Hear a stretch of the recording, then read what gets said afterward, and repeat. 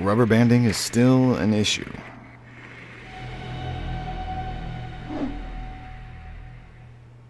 So first things first, we've got our looks at our two new operators. You're looking at Legion right now and his fancy little traps that can go invisible. Look at the timing.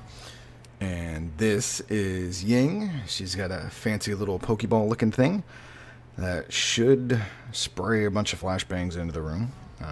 What we don't know is exactly how those things operate, so we don't know what the triggers are for the goo traps that Legion lays down. We don't know what the visual cues are for the attackers, because if it's invisible, there better be some kind of clue, otherwise everybody's going to trip over those things. And we don't know exactly how the Pokeball thing works. We don't know if it just sprays a cluster into the air, if you roll it under a door. Does it operate like a drone? Is it something you can take control of and, climb a wall? Or does it just roll into wherever you throw it and then explode after a certain amount of time? Can you throw it at the wall and will it stick like a black eye camera? We just don't know yet. It would be cool if it's a drone. If you can control where it goes, because that's the problem with flashbangs, is it's really hard to actually hit your target. Even if you know where they are, it's really easy for them to just kind of turn away or run away from the flashbang before it goes off. And it does, nothing but, give you some ringing in the ear. So that's part of the problem with flashbangs, is it's not consistent. If this thing is a drone, however, you could literally chase somebody around the map with it.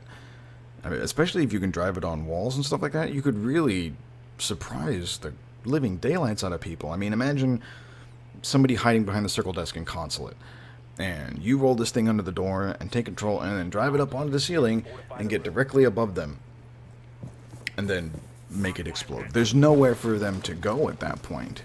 And even if they hear it and see it, they either have to shoot it or they have to run. And if it's a drone and they run and you can chase them, how hilarious is that going to be?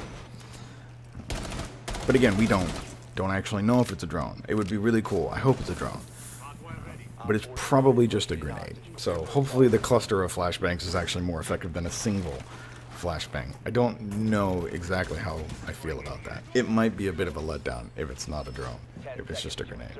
But we'll see. It might be super effective. Who knows? We've seen the third operator, the Polish Grom operator. Her name is Ella. We've seen some animations released by Ubisoft, and we've also seen the leaked images on Reddit and a ton of other places. She is also a trap operator like Legion, but her gadget are strapped to the side of her leg, and they look like, canisters. Insert smoke meme here. They're supposed to work like the Echo drone, in that they disorient and will probably give you the same, blurry screen and drunky wobbly thing that the Echo drone does. The thing we don't know is how they are actually triggered. Are they proximity? Are they tripwires that the offense can see? Is it something that you can control, that you can trigger remotely, kind of like the smoke canisters, or you just throw this thing at a wall and wait for somebody to get close and pull the trigger and it goes? That's the part we don't know. So I think that's going to be pretty interesting, providing kind of another diffuser deterrent, essentially. So if you've got smoke on your team and you've got Echo and you've got Ella, you can effectively stop an entire round worth of planting if you time it right. At least theoretically anyway, assuming you don't miss your smoke canisters and your Ella canisters and your Echo drone. You could effectively just delay an entire round. But these things might be not controllable. They might be proximity, they might be just straight up grenades where you throw it out there and it goes without your influence at all, other than where you threw it.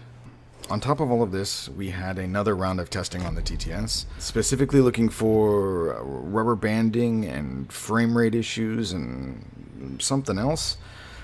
Interestingly enough, I actually had more of an issue with this round of testing than I did the previous one, and we're gonna cut to some of that stuff right here so you can see what I'm talking about. So the first thing you're gonna see is the difference of viewpoints. On the left is Capital, on the right is Bandit.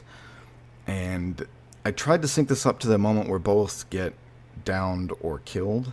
What you're seeing is effectively the difference from each player's perspective. So if you look real carefully, you can actually, from Bandit's point of view, you can see Capital long before he ever sees Bandit. However, the other thing that doesn't line up is where Capital's pointing his gun. If you look at it really closely from Bandit's perspective, you can see that Capital himself is actually looking at Bandit, but his gun is not.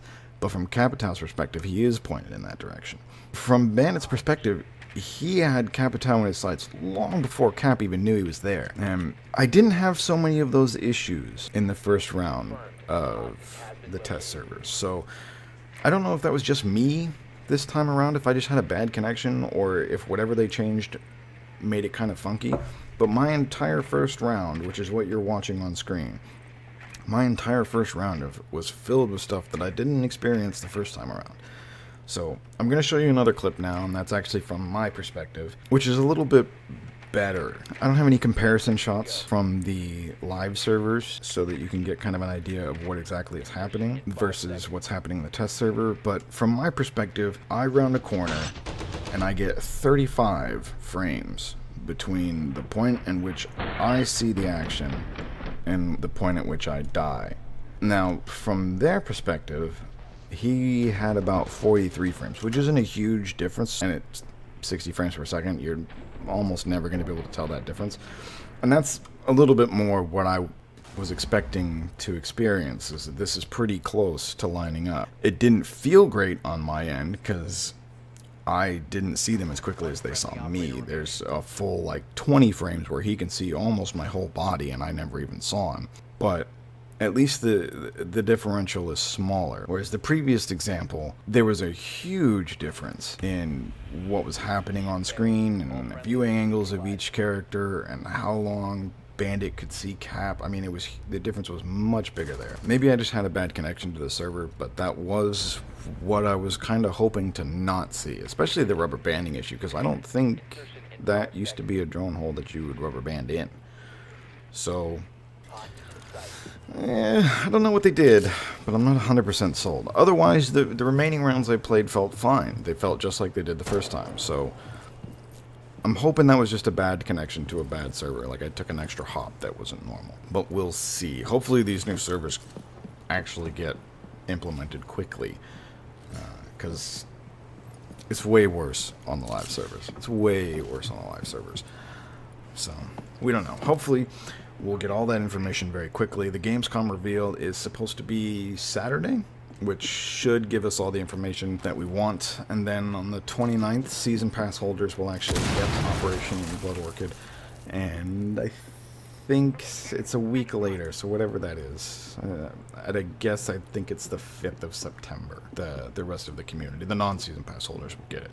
So by then we'll have our answers, and I will have more information. I'll have more information on the 29th, because I'll have it in my hot little hands at that point. But Saturday the 26th is the finals for the Pro League. So that should be when they have their big panel. So you should see a ton of YouTubers posting tons of things on Saturday, Friday or Saturday. You'll probably see a bunch of stuff. But I will have more content out. I will actually have gameplay out probably Wednesday morning, assuming I can actually get my hands on the operators. With that, I'd like to thank you for watching. Please leave me a comment down below telling me which one of these operators you think is going to be awesome, what their gadget's going to do exactly, like how it functions. Tell me something. Give me something here. Leave a like, subscribe, follow on Facebook, all that nice fun stuff. And I will see you in the next video.